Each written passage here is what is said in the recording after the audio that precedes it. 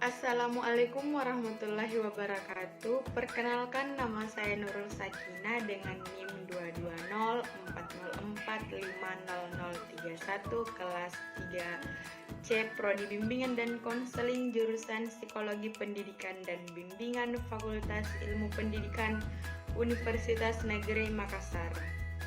Nah, baiklah, pada video kali ini saya akan dedikasikan untuk memenuhi ujian tengah semester mata kuliah teori-teori kepribadian yang diampu oleh Bapak Profesor Dr. Abdullah Sindring MPD dan Bapak Sulfikri SPD MPD. Nah, pada video kali ini saya akan menjelaskan dua pokok materi, yaitu yang pertama adalah teori psikoanalisis menurut Sigmund Freud dan psikologi analitik Carl Gustav Jung. Baiklah, langsung saja pada pokok materi yang pertama adalah teori psikoanalisis Sigmund Freud. Nah, di sini kita akan membahas mengenai biografi, konsep dasar, struktur kepribadian, pribadi yang sehat dan tidak sehat menurut teori psikoanalisis Sigmund Freud, serta teknik-teknik psikososial. Pada tahun 1985 sampai 1988, Freud dan mengenai pengobatan misteri dengan metode hipnotis. Freud tidak puas dengan metode itu karena hasilnya dianggap bersifat sementara dan tidak menyinggung sumber penyakit. Nah, setelah itu dia belajar pada Dr. Breuer tentang metode katarsis, suatu cara pengobatan dengan membiarkan pasien mencurahkan kesulitannya dengan dokter yang mendengarkan. Nah, pada waktu dia mengobati pasien dengan metode Breuer, itulah Freud menemukan psikoanalisis. Nah, dalam hal ini terkait kaitannya antara ingatan yang dilupakan dengan gejala histeri, dan arti gejala itu dapat dinyatakan setelah pasien dimasukkan ke dalam keadaan hipnotis. Nah, Freud nampaknya kurang puas dengan metode Breuer.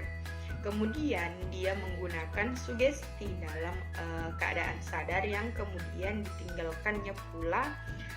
Dan setelah itu dia beralih pada metode asosiasi bebas, dan metode itulah yang definitif dalam psikoanalisis.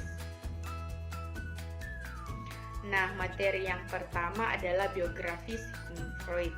Sigmund Freud adalah seorang ilmuwan kelahiran Moravia pada tanggal 6 Mei 1858. Meskipun berasal dari keluarga keturunan Yahudi, ia pindah ke Wina pada usia 4 tahun dan tinggal di sana selama 78 tahun. Selama Perang Dunia, Freud mengungsi ke London.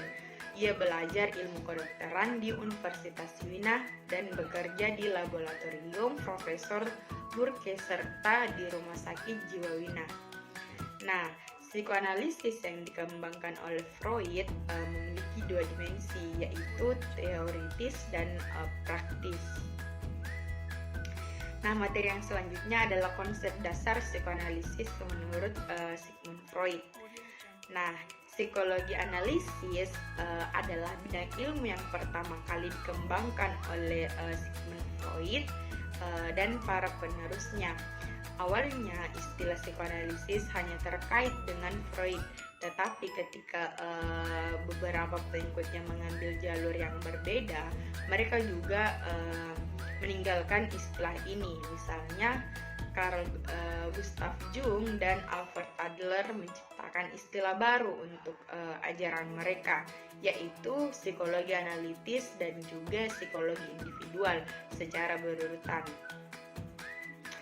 Nah, oke, baiklah, kita melangkah ke pembahasan mengenai struktur kepribadian menurut teori psikoanalisis Sigmund Freud. Nah, teori psikoanalisis menyatakan bahwa struktur kepribadian manusia dari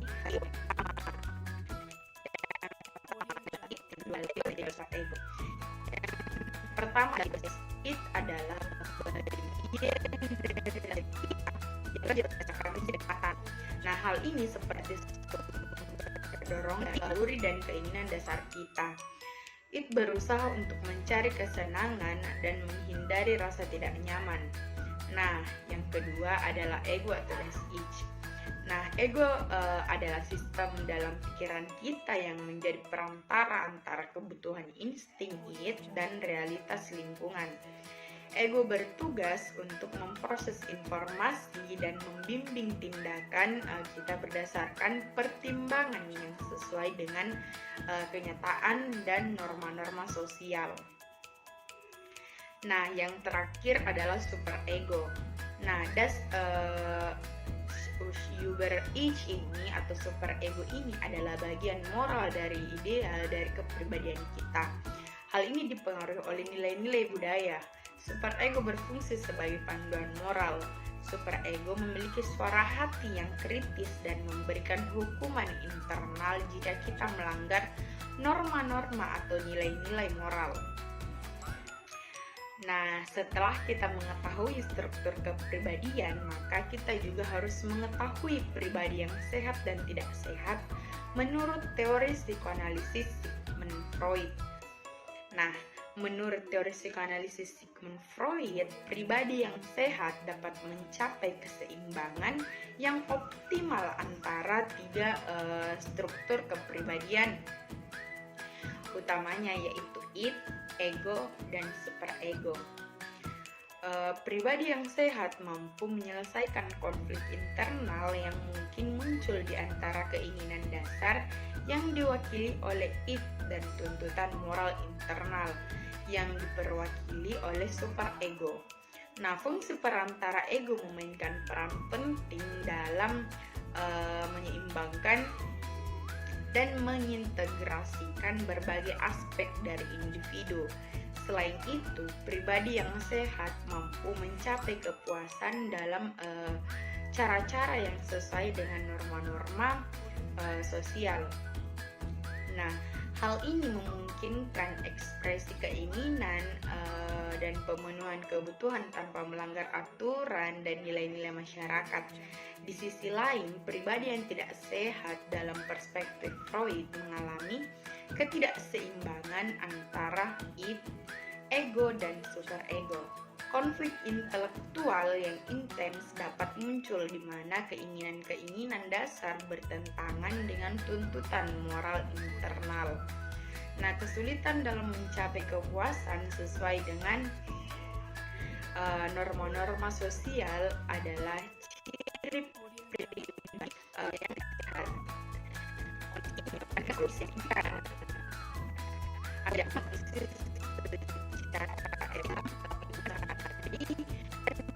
mengarah masalah psikologis yang serius.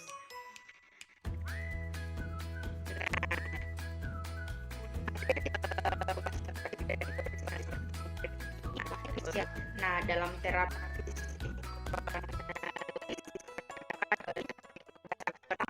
mana asosiasi bebas ini seseorang bebas mengungkapkan pikiran besar. Nah, yang kedua adalah interpretasi. Interpretasi digunakan untuk menggali makna dasar dan pengalaman seseorang, termasuk melalui analisis mimpi, resistensi, dan juga hubungan transferensi. Yang ketiga adalah analisis mimpi, memahami konflik dan membantu menghadapi masa lalu. Nah, yang keempat adalah resistensi yang melibatkan upaya seseorang untuk melawan proses terapi sebagai pertahanan emosional. Nah, yang terakhir adalah analisis transferensi. Nah, memahami hubungan antara seseorang dengan terapis, mengaitkan pengalaman masa lalu dengan kesulitan saat ini. Nah, itulah tadi mengenai materi-materi yang terdapat pada psikoanalisis menurut Sigmund Freud.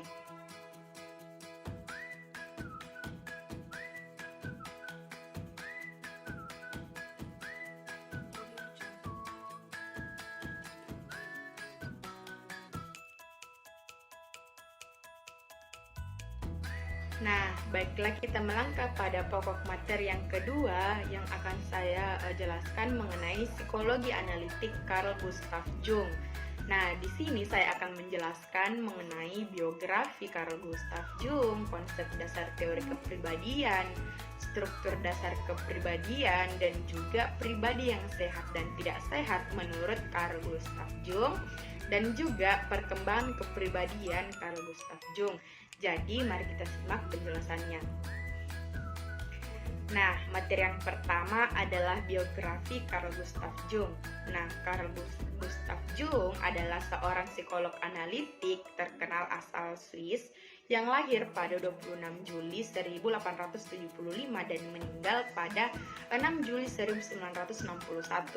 Pemikirannya yang inovatif telah meninggalkan jejak penting dalam pengembangan psikologi analitik. Salah satu kontribusi yang paling mencolok adalah pengembangan konsep tipe kepribadian yang membagi individu menjadi ekstrovert dan introvert, mencerminkan kecenderungan fokus pada dunia eksternal atau internal. Jung juga memperluas konsep ketidaksadaran atau membedakan antara ketidaksadaran individu dan ketidaksadaran kolektif. Konsep ini memunculkan teori artipe di mana ide-ide universal atau simbol-simbol dan tema-tema mendalam memainkan peran kunci dalam pengalaman manusia.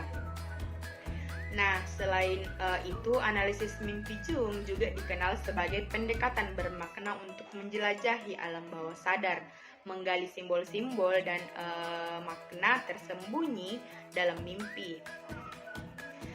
Nah, pemikirannya telah memberikan kontribusi signifikan tidak hanya dalam psikologi, tapi psikoterapi, tetapi juga di bidang seni, sastra, dan agama.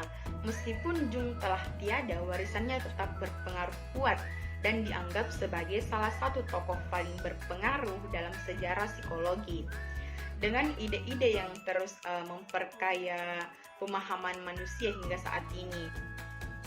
Nah, kita melangkah ke materi yang kedua, yaitu konsep dasar teori kepribadian menurut Carl Gustav Jung.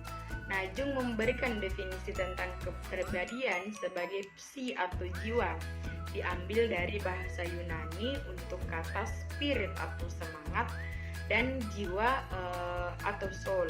Sekarang juga bisa disebut dengan mind. Nah, merangkul semua pemikiran, perasaan, tingkah laku, sadar dan ketidaksadaran, psi atau jiwa membimbing kita untuk beradaptasi.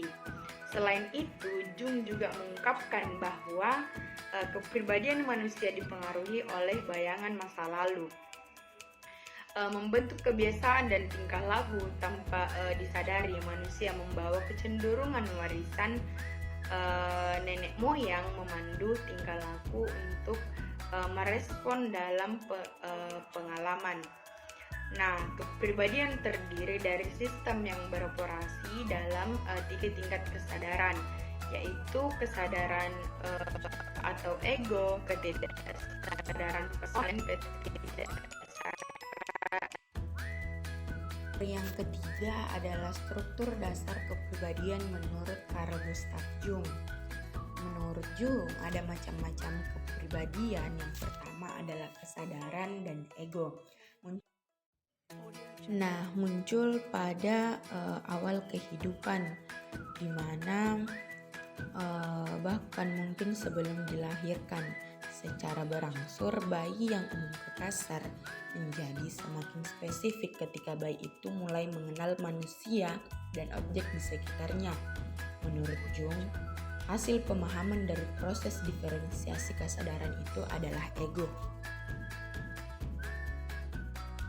Nah, yang kedua adalah ketidaksadaran pribadi. Menurut subpraktiknya dalam Ahmad 2020, ketidaksadaran pribadi merupakan area letak yang berdekatan dengan ego dan terdiri atas pengalaman-pengalaman yang pernah sadar, tetapi kemudian direpresikan, disupresikan, dilupakan atau diabaikan, serta pengalaman-pengalaman yang terlalu lemah menciptakan kesan sadar pada sang pribadi. Yang terakhir adalah ketidaksadaran kolektif. Menurut Jung, evolusi makhluk manusia memberi cetak biru bukan hanya mengenai fisik atau tubuh, tetapi juga mengenai kepribadian. Tidak sadar kolektif adalah gudang ingatan laten yang diwariskan oleh leluhur, baik leluhur wujud manusia maupun leluhur pramanusia atau binatang. Yang diwariskan adalah pengalaman-pengalaman umum yang terus-menerus berulang lintas generasi.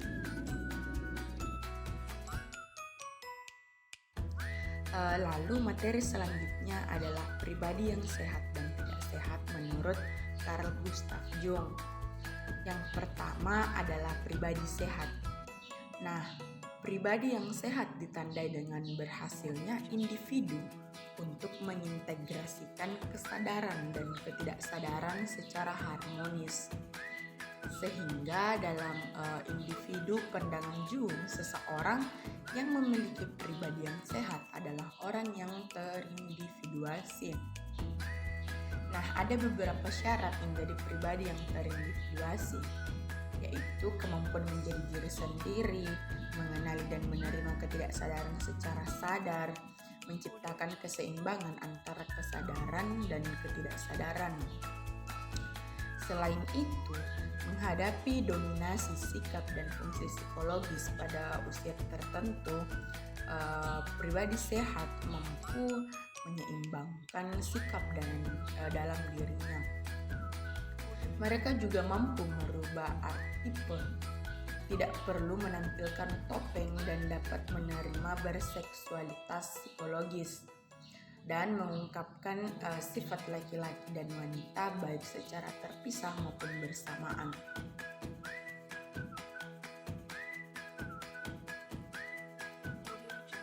Nah, selanjutnya adalah pribadi tidak sehat menurut Jung.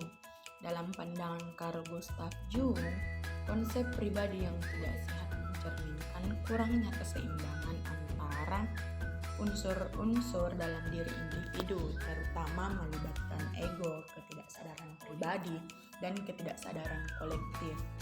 Jung memahami bahwa pribadi yang tidak sehat dapat ketika ego menjadi terlalu dominan.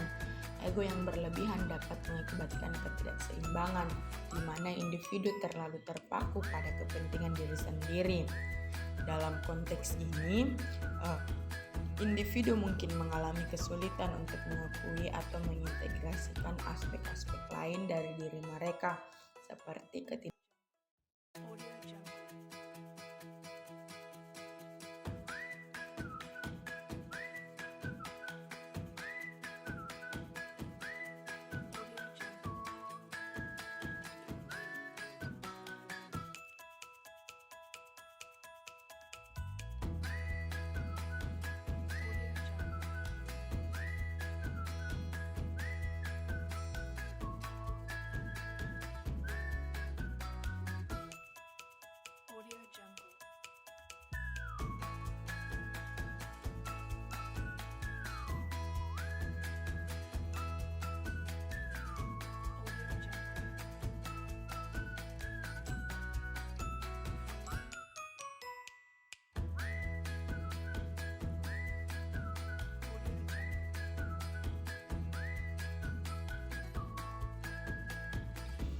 Nah, materi yang terakhir adalah perkembangan kepribadian menurut Carl Gustav Jung. Menurut Awisol tahun 2018, Carl Gustav Jung menjadi perkembangan kepribadian menjadi dua konsep utama. Pertama, pandangan mekanistik meyakini bahwa segala peristiwa dipengaruhi oleh masa lalu. Jung menyeimbangkan ini dengan pandangan purposif yang menekankan bahwa masa depan juga memainkan peran penting dalam membentuk kepribadian. Ia juga memperkenalkan prinsip sinkrontas, di mana kejadian dapat terjadi bersamaan tanpa ketertarikan sebab akibat yang jelas. Kedua, Jung menekankan individuasi. proses pembangunan seluruh aspek kepribadian secara seimbang, transdensi. Bagian kedua adalah pengalaman yang melampaui batas keterbatasan manusia seperti pemahaman mendalam tentang membantu mencapai keselarasan dan makna dalam hidup.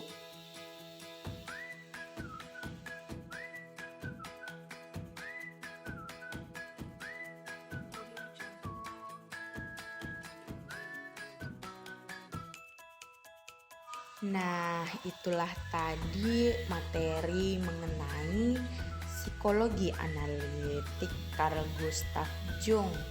Semoga bisa bermanfaat dan menambah ilmu ya teman-teman. Thank you for watching. Bye-bye teman-teman.